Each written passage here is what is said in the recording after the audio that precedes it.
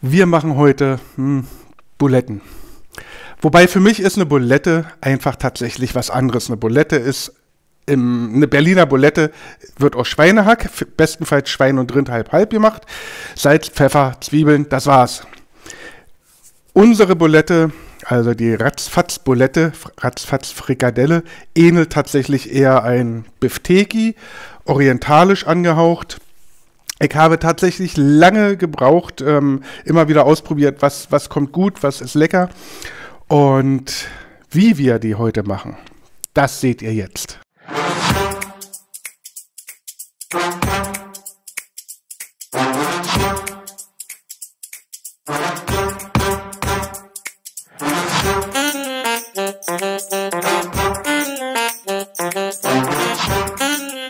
Herzlich willkommen, liebe Freunde des guten Geschmacks, bei Ratzfatz Schlemm. Lecker Leichtes aus Grill, Pfanne und Ofen.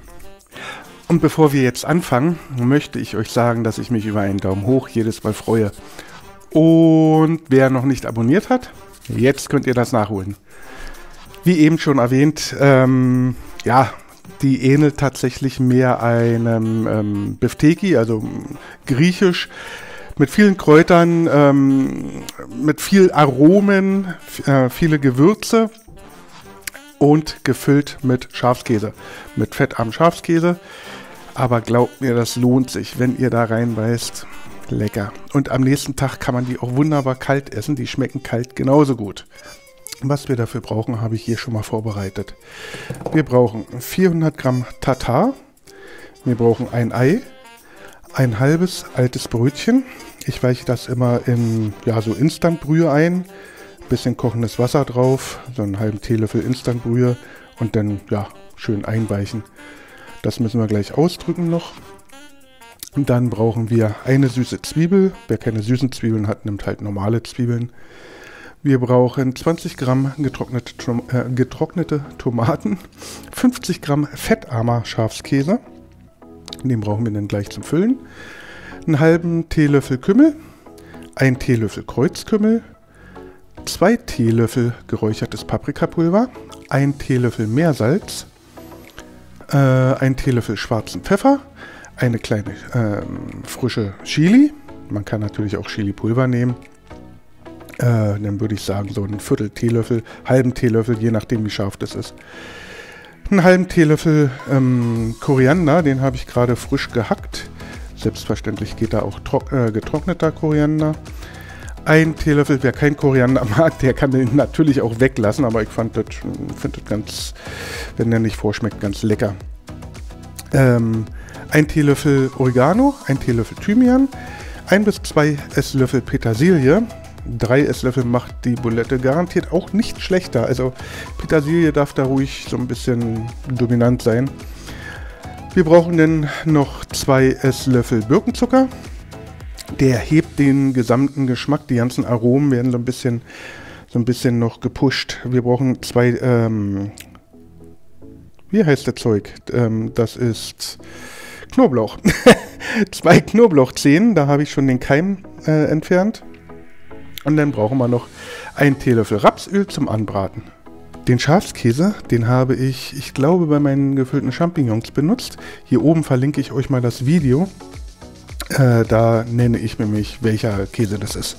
Die genauen Mengenangaben für 2 Personen findet ihr unten in der Box. Und dann kommt die fein gehackten Zwiebel, die Tomaten, der Knoblauch, die Chili und die ganzen Kräuter kommen alle zusammen und werden dann schön vermischt. So brave and so stupid, just like the movies. I was gonna stay in the fight with you, just thinking we would do this until we couldn't do it. Each and every high, every night with you, you and me so clueless. We were just broken, shattered, singing along to nothing matters. Stray around like nighttime rumors. We were in too deep. In your worn out sweaters, thinking we'll be young forever. dann teile ich mir hier immer erstmal die Hälfte ab und dann davon nochmal die Hälfte. Und aus einem Viertel davon forme ich dann 2 Bälle. Das heißt, dieses Viertel teile ich mir nochmal und habe dann relativ gleichmäßige Bälle. Und da kommt dann jeweils ein Stück von dem Schafskäse rein. Schön verschließen wieder. Das passiert jetzt 8 Mal.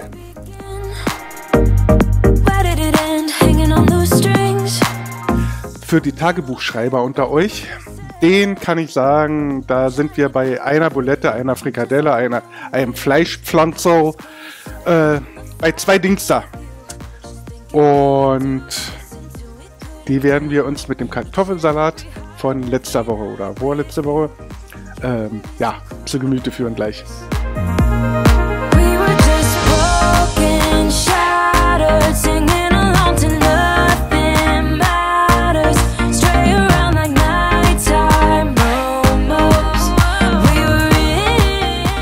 Während die restlichen Buletten jetzt noch braten, darf ich endlich kosten. Und die riechen himmlisch. Boah. Mm.